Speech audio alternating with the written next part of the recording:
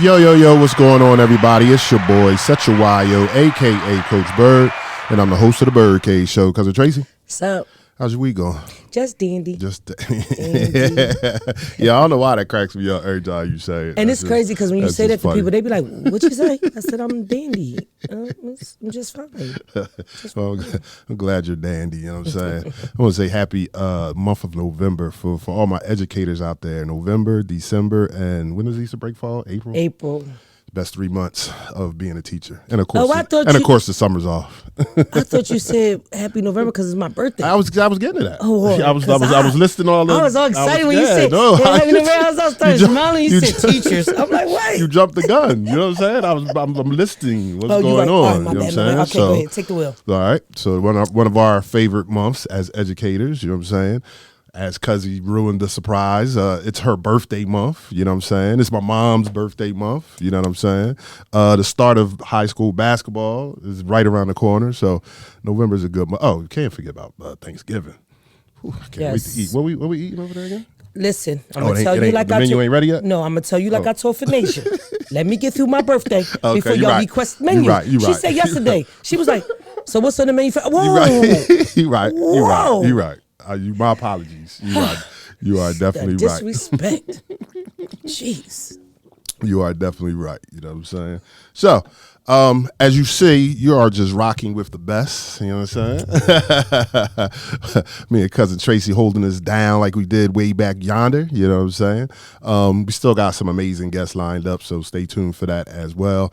And as we always say, we like to thank you guys for watching and subscribing and commenting and all that good stuff. We definitely appreciate it, and it does not go unnoticed. One of the things I wanted to do today, because we mentioned it a lot on the show, and we have talked about it before on the show, but we have our regulars that watch every episode, but we have some guys that might just be tuning in and things like that. And I believe what you're doing with your nonprofit is super amazing, you know what I'm saying? Definitely needed on all levels, you know what I'm saying? So I just want to talk to you about the Daylight Foundation a little bit, and just let the people know that might not know some things about your nonprofit organization. So let's just start with for those that don't know the story, why you started it and when you started it. So the Daylight Foundation is a nonprofit based out of the Camden City, New Jersey. Our goal was to bring suicide awareness and prevention to a community of color and to deal with mental health as well. We actually got started in 2014, but we didn't become a bona fide nonprofit until 2021. Okay. We started because I lost my son, young man that I raised, my son, Amadeus Desmond Hall. Mm-hmm. I lost him in June 1st, 2012, as a result of suicide. And he was academically astute. He graduated number 9 in his high school class. He went on to college to play. He was a football player. He was, I believe, Olympic Conference all-defense team out of high school. And he went on to college. He went to a D1 school first, Del State University. He got kicked off that squad. He ended up at Livingstone. He never even played a down at Livingstone. Him and the coach had got into it. And then he ultimately landed at Delaware Valley University, which is a D3 school, but it's very, very, very prominent in the D3 program football-wise. So during the course of all of this, I didn't know what's going on. In typical African-American culture, we just thought he was being a teenager. Right. 18, 19, trying to figure his way out, being a little rebellious, kind of not following rules. Ultimately, he graduated from Delaware Valley College, and he went to a couple combines. He went up to one in East Rutherford, and he went down to one in Baltimore. Meanwhile, he was still working on his craft, and then he ended up, thanks to Leroy Thompson, he went to a tryout for Philadelphia Soul. Okay. He didn't make the A squad, but he was part of the B squad, and the B squad kind of played like before. It's like the practice squad. Okay, they played before Philadelphia Soul, and with the opportunity to maybe able to be pulled up. Got you. So he was playing arena football, and unbeknownst to me, his trainer had gotten a call from the New York Giants, and they was going to come down and talk to him about possibly coming in as a walk-on. for whatever reason, he decided that his life wasn't worth living, and he took his life on June 1st, 2012. So when that happened, it prompted me to know that it was a bigger picture that I didn't see, right? Because I was a police officer. I was working a lot. I was making money. I was raising my kids. I was putting them through college. I was taking care of my family. It was a lot of things I must have missed, right? Gotcha. So when you have a kid that shows aggression or shows starts to isolate himself, or he's doing stuff to sabotage his success, a lot of times we look at it as kids being kids. No, it may be some underlying issues. Now, to go back a little bit, I called him my son. He actually was my biological nephew. His mother is still one of the unsolved homicides from 1997 in the city of Camden, and he never really had a solid relationship with his father. Although when his mother first passed away, he lived with his father for about 4 years, but it was always bumpy because his dad, he's the youngest of multiple children by his father. So when I got final custody of him, I had custody on and off for him since he was born, because him and my daughter was raised together. Everybody thought they called them Irish twins because they were always together. They're 9 months apart. So I've always had custody of him on and off. But when I finally got custody of him, he was in his teenage years, and I just thought, again, he was being a teenager. But I realized after his passing that he had some underlying things that was going on that I didn't really understand. Right. We all didn't understand as a community, as a culture. The stress, the anxiety, the depression, all of that causes our young people to act out. And I just realized what was going on with him after the fact, and I decided I wanted to provide a space for our young Black males and Hispanic males in our community to have a safe space to say they weren't okay. Gotcha. We are a very athletically charged community, and we put so much stock and pressure on our young men for athletics. We throw aside academics and we throw aside mental health. All we focus on is their strength, their ability to score, and their ability to be the next best thing. Right. We don't talk to them about what's going on with them emotionally, and I wanted to provide that space. Gotcha. So out of that came Daylight. Our initial target group was male athletes in the city. Okay. That was initial. We started doing stuff with the football team, Camden High football team, and the coach at the time was Savage. He was very, very open to me coming and just expressing things, because young men don't know. A lot of people don't know. A lot of our athletes, even our professional and collegiate athletes, they sleep with multiple women. They're engaged. They drink. Sometimes they smoke weed. All of that is self-destructive behaviors that come from stress and pressure. So we look at that as a cultural norm for athletes, right? Having multiple girls and sleeping with. That's self-sabotage. Gotcha. You know what I mean? And this was some of the things I started to bring out and let the young people kind of know, at some point when it gets to the point where it's uncontrollable and your mind is racing and you just can't align your thoughts, it may be time for you to seek help. Gotcha. And we're here as a resource, but also we're here to listen. So that's how this all got started, and this is where I'm at. What's some of the services you guys offer? So we are one of 26 organizations in the state of New Jersey certified to teach teen mental health first aid. So what we've done is we were in Mastery High School for the last 2 school years, teaching their young 10th graders and 11th graders teen mental health first aid. Teen mental health first aid is peer-on-peer mediation. It teaches young people how to recognize mental health challenges, understand what they are, and how to not only recognize them in themselves but in their friends, and how to help their friends get help from a trusted adult or get to a resource. And it's a 3-year certification course, which is good for a lot of kids who are going to college, because it looks good on your college application. I'm certified in teen mental health first aid. We also teach youth mental health first aid. What we're attempting to do, I haven't actually put a class together yet, but I'm certified to instruct and to certify people in youth mental health first aid.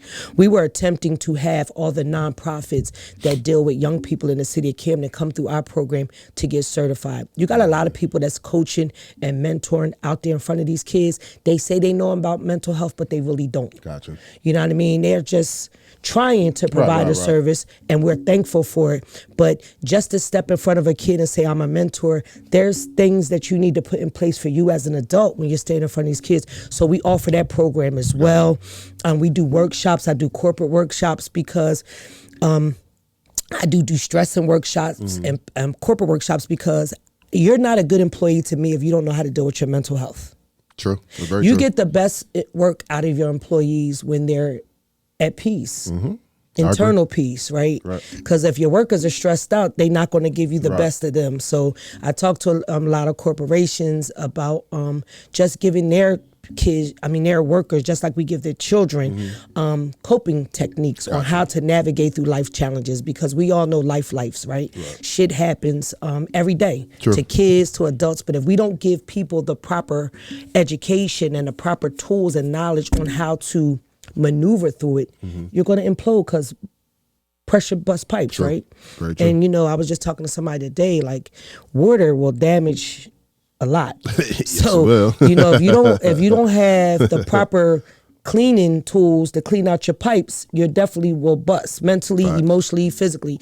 So that's just what those are the services we provide, and we're a resource. Okay. Like I have a list. I know a lot of people who look like me, and they say they want a therapist, but they want a therapist that look like them. Gotcha. So we have a list of people who are taking clients who are male, black male, Hispanic males, females, black females, Hispanic females, Asians. Like I have a list of minorities, because a lot of times our people, number one, shy away from therapy, but then they say they want somebody that can relate to them, and this is no disrespect to anybody, but a lot of times representation matters, right? So our people want to talk to people that look like them. So I have a working list of therapists and counselors that look like us. Gotcha. What's the website? www.daelf.com. Okay. And we're all on all the social media platforms as Daylight Foundation. And usually if you inbox or you call or text, someone will respond right back to you. That's what's up. Now, have you seen impact that Daylight is having? You know what I'm saying? Like sometimes, because sometimes we do things and we're like, I don't know if this is really working, or if I'm really affecting people the way that we want to. Like, have you actually seen that impact that you're making now? I'm gonna give a couple examples on when I realized that the kids were getting it. Okay. Right. First, I'm gonna go to mastery. So I was in the hallway with one of the administrators, talking about next steps for this school year that we're in now. And two girls was walking down the hall, and the administrator was like, "What are y'all doing in the hall? Where's your pass?" And the one girl said, "I came to see Miss Uberry." And the administrator was like, "But you don't have a pass." Right. "Well, why are you with her?" So then the little girl sees me, and she immediately comes over to me and she puts her head on my shoulder. She said, "I'm having a rough day." And her friend says, "Are you okay?" And she was like, "Yeah, I know Miss Hall. I trust Miss Hall." Right. And the girl said, "I just was with her because I was walking her to go talk to someone." So that's one of the things we practice is we teach in Teen Mental Health First Aid is about young people helping their friends that are in need. Right. So to see that, I'm like, oh, wow, it's like working, right? So then I get the administrators tell me they had more students last year seek the services of the counselors that are in the building and the social workers. They were making appointments to speak to people. So I see that. Now, when it comes to our young men, I had a young man tell his mom, he tells his mom that I miss Daylight, right? But he hears when we speak, and they understand, and they're starting to put some things in motion, and they're starting to be better teammates and be better friends to each other. It's crazy because the young people are getting, and I just want some of my adults to get that around these young people, right? That's next. Because my theory is one kid at a time, right? And one kid turns into one family, because if I got one kid that buys in to what we're teaching, they go home and they talk about it with their parent, and their parent either looks at the website or, reaches out, or the parent starts to understand about the necessity of them having strong mental health practices as well, right? And taking and having self-care. So if you start with the young people talk to their parents, and then so I say one child at a time turns into one family, right? Definitely makes sense. And situations like this, just giving you a chance to talk a little bit more in depth about Daylight is good as well. You know what I'm saying? Just getting the word out there, and then like you said, maybe somebody watching this episode will be like, "Oh, let me check out that website," or see what see what's really going on with that, because I'm having some situations myself. Right, and it's crazy because like people be asking me to speak, and sometimes I'll be like, hey, I don't want people to think I'm trying to get no limelight. Like you know what I mean? It maybe they in a space for me, and then you'll say, or somebody else will say, no, it's always a space, right? If somebody gives you the opportunity opportunity, like take that, because you might be able to reach 1 or 2 kids, just take the opportunity, because, a lot of people do see me a lot. A lot of people really don't know what I do. Right. And I don't want people to think that I'm a glory hound, or I'm trying to always be in a limelight. That's not the case scenario. Right. But I do think it's my cause is is important enough to be heard on every platform, and I want people to look at the cause and look at the purpose, not the person. Right. You know what I mean? I'm knowledgeable. I know what I'm doing. I understand what's going on. And it's not about Tracy Hall. Right. It's about mental health. Right. It's about saving our children. It's about saving our families, right? And it's about helping our kids navigate through life, because, they're getting older. And if you don't teach them now how to deal with stress and disappointment and heartache, right. if you don't teach them now, when they become adults, it's a problem. So it's easy for me now to fix a questionable child than to repair a broken adult. Makes a whole lot of sense. Yeah, it's easy for me to give information to a child so they can grow up with the tools and the knowledge, so they can be well-adjusted adults, than for me to try to fix a broken adult who didn't attack the situations as a child. Makes sense. Especially, as we get older, we get hard-headed and yes. got our wall stuck in already our ways. up, stuck in our ways and all that. So and it's crazy because sense. I'm very open and transparent, and I became open and transparent starting in 2016. Okay. 2016, I realized that everything that I've gone through, or everything that I'm going through, may help somebody else get through, right? So I can't lie about my life. I can't hide all the things I've been through. I can't not tell people, yes, my sister's homicide is unsolved. Yes, my mom died of breast cancer. Yes, I watched my mom deteriorate in 4 weeks. Yes, my son died by suicide. Yes, my father died 2 weeks later. Yes, I buried my entire family by the time I was 42. Like, I can't keep that in because somebody else may be going through it and don't know how to navigate through it. So I started realizing that the only way I can get through life is to be me. Gotcha. And I tell people all the time, I can't be anything else but Tracy Hall.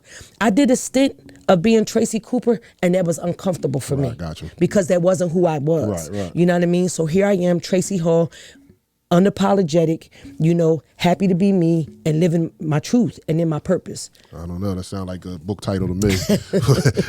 What y'all think? Tracy Hall, Unapologetic. Bestseller, Trust and Believe. Before we start to wrap this up, let's talk about, for people that might be out there trying to start their own nonprofit organizations for whatever reason or cause, like, what is that process like? Like, where do you even start? Like, all right, you had the idea to start down Daylight Foundation. Now, it's like, all right, let's get a little more serious, make this a nonprofit organization. Did you call somebody, or did you fill something out online? Like, how does that even start? So I'm going to tell you about Camden City. And feelings may get hurt, and I don't care. People that got nonprofits in Camden don't want to help nobody else. I had 2 men that said they would help me navigate through my paperwork, because when they were trying to make their nonprofit, they learned a lot, made some mistakes, and now they got where they need to be. That was Mr. Dickerson, God rest his soul, Robert Dickerson, and Nnamdi Nelson. I went to so many people between 15 and 21, and I kept getting doors slammed in my face. Oh, I'm going to send you the person to help me with my paperwork. Nothing. Oh, I'm going to give you the person to help me. So this is what we did. When I first decided in 14, we became LLC. Okay. LLC is easy. You go right on the New Jersey State website, and you put in, getting an LLC is easy. Gotcha. That's for profit. I didn't want to be for profit because I want to, ultimately, my legacy should be philanthropic, right? Gotcha. A philanthropist. Like, I just want to be a person that just help people, get through, right? So that's when we still got the LLC, but we wanted to do the nonprofit portion. That paperwork is crazy. So you have to create a board. You have to have bylaws. You have to have rules. And my thing is, if you have somebody that's willing to give you legal advice, I would suggest it. Just check it out. You know what I mean? For us, we have an amazing attorney friend, family friend, who's like an uncle to my children. I'm an aunt to his children. So he was able to kind of guide me. And then, like I said, I had Nnamdi Nelson. But even with having Nam and Mr. Rob, I was just budding off of their nonprofit, which you can do. I fell underneath for Rising Globals Inc. With anything I was trying to do, like when I was fundraising and things like that. I was utilizing their 501c3 paperwork to get, the tax exempt. Right, gotcha. But I needed my own, right? Because when you're underneath for somebody else, you got to pay them for using their stuff. Right. So I needed my own. Well, I'm going to just be honest and transparent. Nanamdi introduced me to a lady named Neha Dean. She at one time ran Camden Educational Fund. I told her what I wanted. I told her my goals. I told her my dreams and aspiration of Daylight. She said, I like it. She said, so what we're trying to do is help other people get their nonprofit status in the city of Camden. This is what they're trying to do. She said, but I'm going to utilize your organization because I want to third party out to this company called Resilia. Resilia, it helps establish nonprofits. So she turned me on to them. They paid my fees, and literally in 48 hours, my paperwork was sitting on the state's desk. Wow. So I went from 6 years of trying to figure it out to 48 hours getting it done. And the person that helped me did not look like me. I say this all the time. We are our worst enemies. We don't support each other. We don't uplift each other. The person that helped me the most with my foundation, outside of Nnamdi Nelson and Robert Dickerson, was a lady that didn't look like me. But she meant well for me. That's how it happens. Unfortunately. So that's it how is. happens. My thing is, if you have somebody that has one, I would pluck their brain. I would talk to them, and it's a lot to it. Like, it's follow up paperwork and stuff you got to do yearly. You got to get an accountant. Like, it's really. And I'm gonna be honest with you. I've been fortunate because my daughters went to HBCUs. Their friends have all these different degrees and titles, and they're willing to give back to their friend's mom because they know my daughter's story. You know what I mean? So my accountant is a graduate from Clark, Atlanta. He doesn't even live in Jersey. He lives in Atlanta, but we do our paperwork, we Zoom, we do all of that, So these are people that not even from my community that have been more helpful to me than people here, right? Community. It's a shame. You know what I'm saying? We got to do better, people. We got to definitely do better. That's what's up. Shout out to Nam, too. We need to have Nam back on the show. Some updates. You know what I'm saying? He's an amazing individual. It's amazing. And as a matter of fact, by the time this airs, he would have been inducted into Camden Catholic's Hall of Fame. Camden Catholic's Hall of Fame. Congrats to him on that. You know what I'm saying? Amazing individual. Get you back on here. You know what I'm saying? What's the future for Daylight Foundation? What are you seeing? So, Daylight is a lot, and I haven't been able to let it grow the way it should because I have a 9-to-5, and everybody that sits on my working board has a 9-to-5, and it's kind of hard for us to do the things that we need to do daily to get it to where it needs to be. I mean, people want it, right? But it requires daytime. So my youngest daughter, she's my first vice president, and she just got that position, and she helps out with a lot of day-to-day and the technical stuff because I still haven't figured out how to work my MacBook, but that's neither here nor there.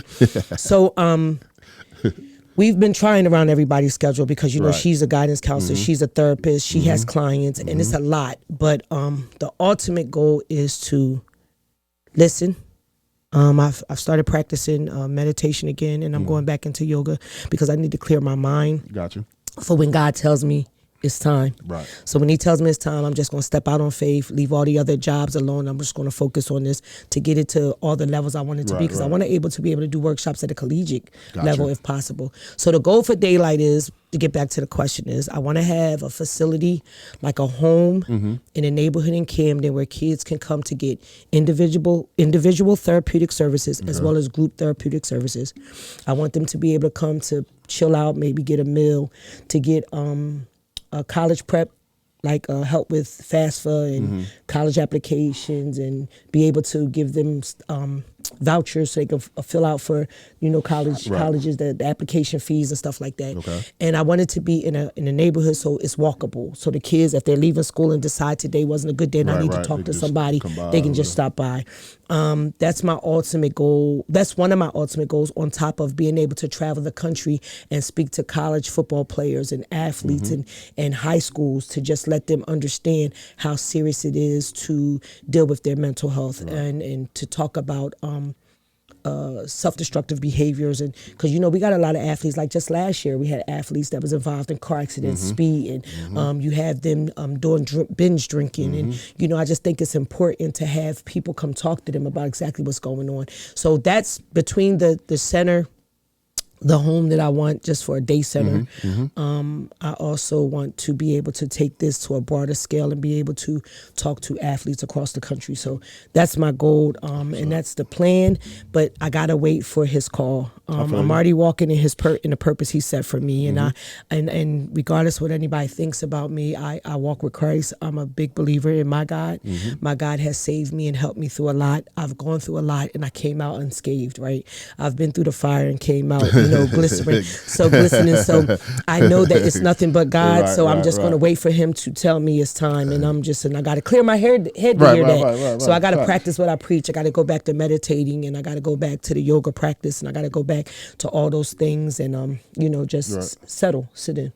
That's what's up. Well, I'm gonna say amazing job so far with it. You know what I'm saying? When she has events, and we keep you informed and updated on when Daylight has different events and things like that. If you haven't been out to one, you should definitely come check it out. It's amazing, a plethora, if that's the word, of information. You know what I'm saying? Good time, good fellowship. You know what I mean? And especially us as adults, you know, life gets hectic at times. Right. So just to be around good people, you know what I'm saying? And just be able to talk, and if you're struggling with something, you know what I'm saying? Just to be able to reach out and talk to somebody from the foundation is wonderful. You know what I'm saying? And since she's my cousin, you know, I hit her up all the time. Like, yo, cuz. You know, and it's crazy. I got the bat line. It's crazy because I can honestly say, like with you, I think you look at things differently now, right? We're supposed to be attending somewhere tomorrow, right? That's tomorrow. What's tomorrow? Church. Oh yeah, almost. Sorry. Forgot, right? Shouts out to Gerard. You know what I'm saying? So it's New funny Hope. because this is a man, right?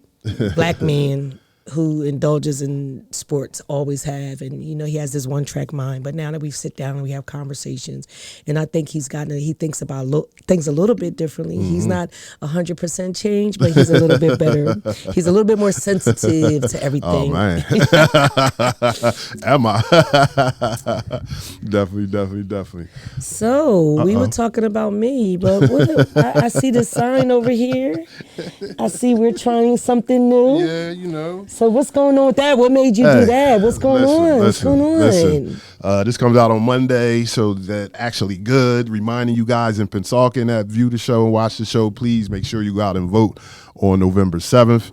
Yes, your boy is adding something else to his plate. You know what I'm saying? I am running for a seat on the Pennsauken Township Committee. I'm running with the independent team, so please make sure you vote column 3.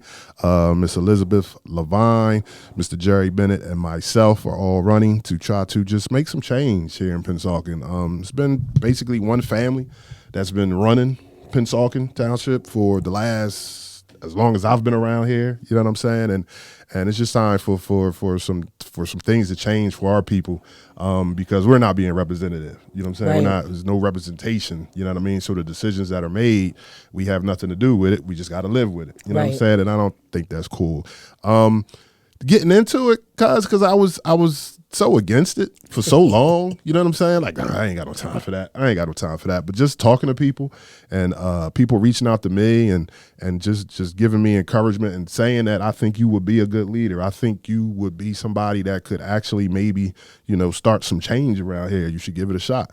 And I got to thinking and, of course, prayed on it and talked to Big Byrd and, some other folk. And, I decided to throw my hat in the ring. Well, I'm happy for you. And you do know that a lot of politicians, some of the politicians were athletes at one point. Yes, very true.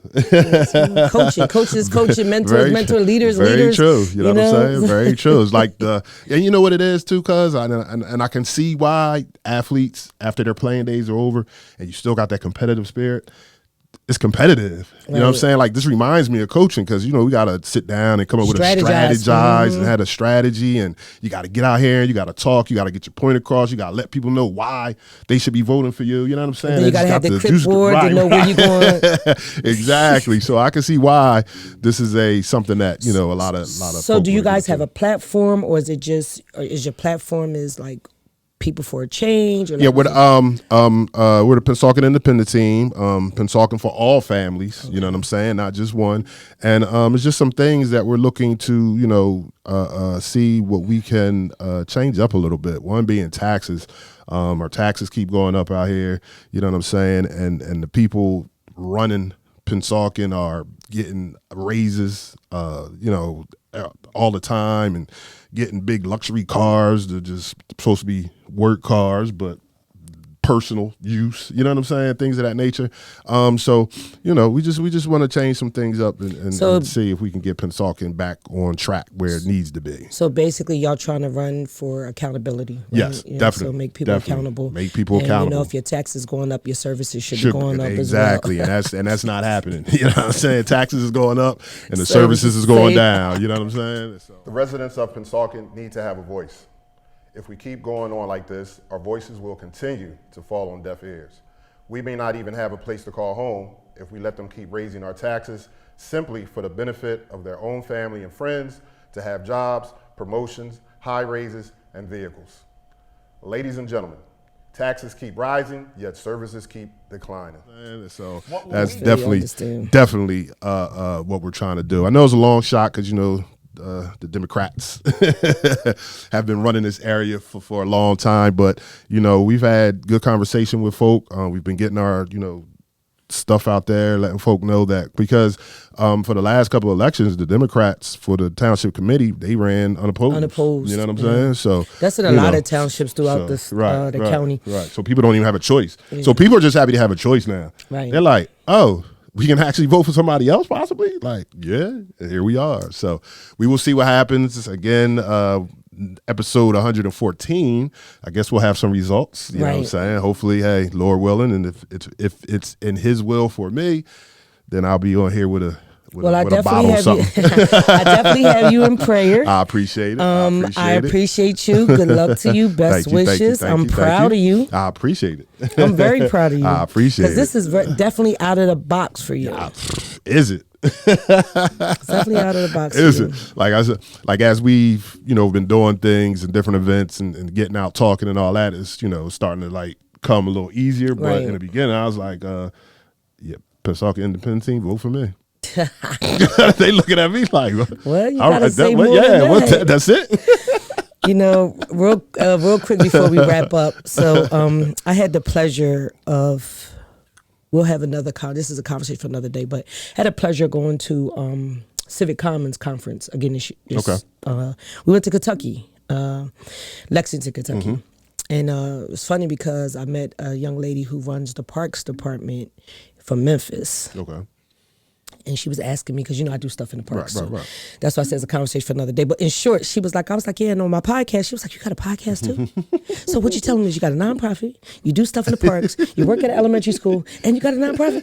I was like, yeah, they say I'm kind of busy, but I don't think I'm busy, because I don't think I'm busy. I think because you're in it. Right. Like when you're in it, it's just like this is what I got to do. You know what I'm saying? Because that's how I am. Right. And I said it to say, I'm proud of you because you add another thing to your plate, as if I needed something else, right? If we needed something else. But I know you're going to do good. Well, I appreciate it. And I know you are a people guy. And like I said, you know, I'm just proud of you. I'm proud of us. Like, I don't even know. Yeah, true. Nah, that's true. Because I feel like we ain't doing nothing, but we doing stuff. You know what I'm saying? We ain't doing nothing, but we're doing stuff. You know what I'm saying? Right. That's because we enjoy what we're doing. You know what I'm saying? Like, I enjoy teaching. I mean, it's my 30th year, so obviously I got to enjoy it, or I'll be doing something else. I enjoy coaching. You know what I'm saying? You know, I enjoy podcasts, and I enjoy hanging out with you. So it's not, we're busy, but it's like a good busy. You know what I'm saying? Yeah, so, you know, it's crazy because I was out of school all week, like for the whole week, because I was in Kentucky. Right. I came back last Monday, 8 o'clock. People was at my door. Oh. I ain't even sit in the seat yet. But I'm gonna help you. Give me a second. I'm Just gonna give me a second. just give me a Let me second. stretch out a little bit. Yeah, so it's crazy because, what's you know, I don't know what, to be honest, I really don't know what the future holds for me. But I do know my future's in the hands of God.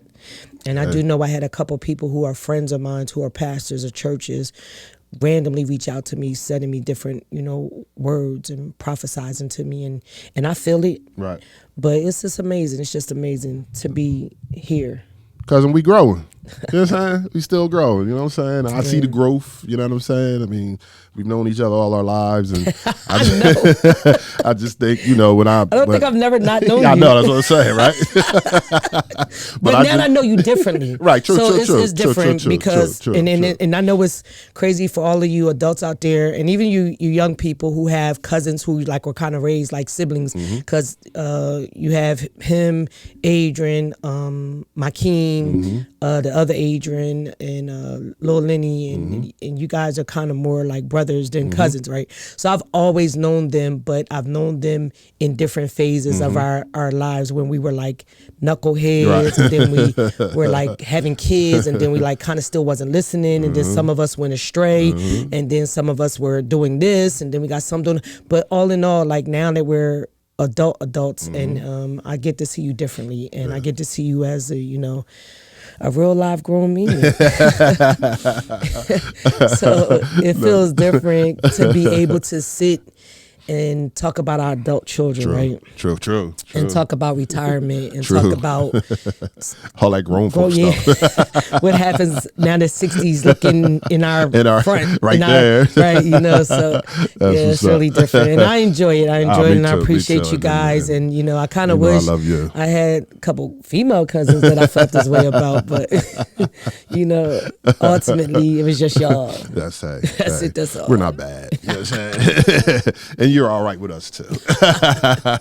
That's what's up. Yeah, shouts out to Cousin A and Rob and that whole the football Canton High football team. Yes, and they're home. They're home next Saturday. They're playing Cedar Creek for the Central Jersey sectional final. Yes, come support the kids. You know what I'm saying? Come represent, come support the kids. Hopefully by the time this airs, we'll have that time. Yes. Because I know they're tailgating too, I heard. Yeah, that's what I heard too. Yeah. I heard some rumors about that. We about to bring the beat back. We can do this and then Thanksgiving. Yeah. Woo. You know what I'm saying? Woo. So it should be some good times. So shouts out to them guys. Great job so far. And we just wish you more continued success and bring this thing on home. You know what I'm saying? Absolutely. Shouts out to my basketball squad. They're at a showcase right now as we're taping this. You know what I'm saying? They played at 10.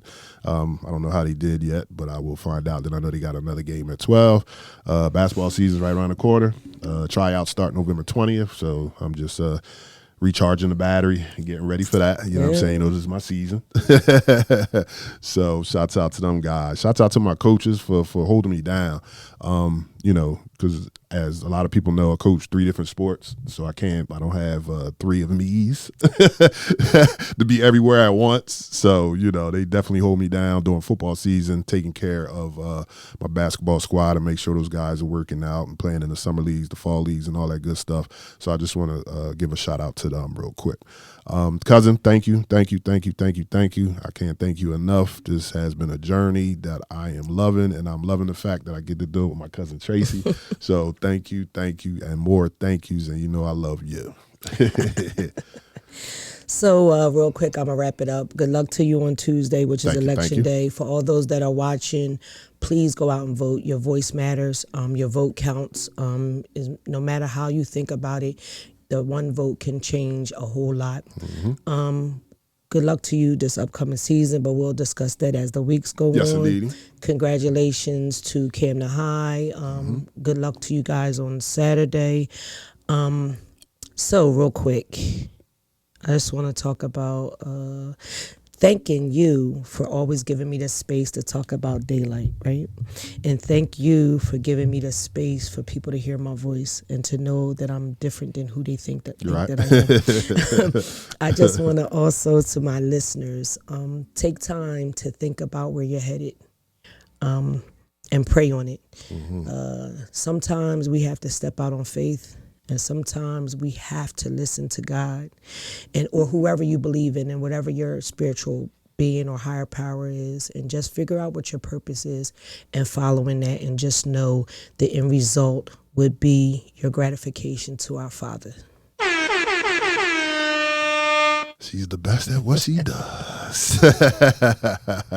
Beautiful as always. Well, episode 113 is in the books. The lovely Cousin Tracy. I am CETSHWAYO, a.k.a. Coach Byrd. I'm the host of the BYRDCAGE Show, and we'll talk to you soon. It was a stone groove, my man.